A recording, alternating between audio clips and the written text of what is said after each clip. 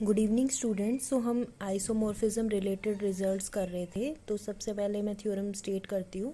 Late V and W be both non trivial finite dimensional vector space with ordered basis B and C respectively, and let T V to W be a linear transformation, then T is an isomorphism if and only if the matrix representation ABC for T with respect to the basis B and C is non-singular. Further, T is an isomorphism, then T inverse with respect to C and B is A inverse. That means एक minute that means अगर मेरे पास कोई linear transformation है V से लेकर W तक, और V का बेसिस है B और ऑर्डर्ड बेसिस है B और W का ऑर्डर्ड बेसिस है C, ठीक है। सो आपको पता है मैं इसके लिए एक मैट्रिक्स निकाल सकती हूँ, T के रिप्रेजेंटेशन निकाल सकती हूँ इन टर्म्स ऑफ मैट्रिक्स, और जो मैंने तुम्हें निकालनी बताई थी इससे एसोसिएट एक मैट्रिक्स निकाल सकते हैं with respect to B and C।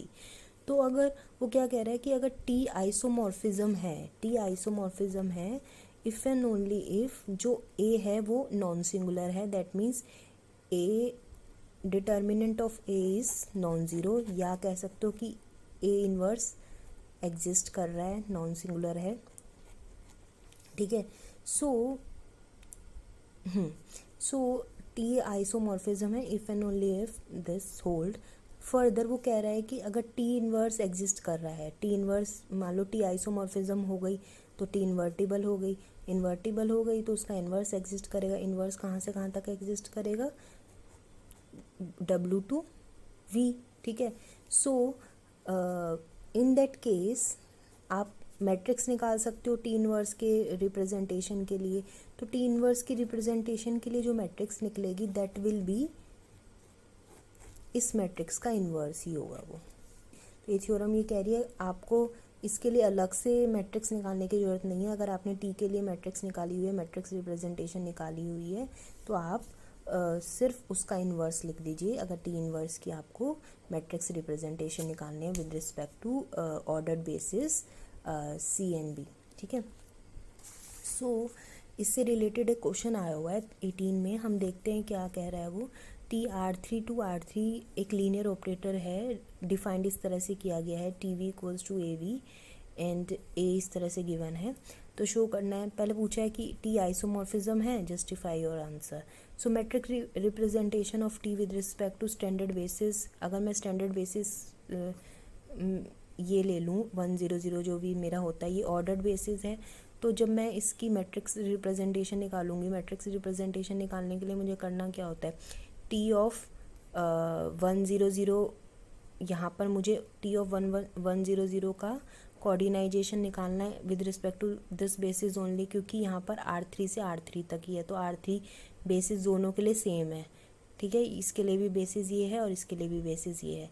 तो मुझे बेसिकली जो मैट्रिक्स निकली है दिस इज़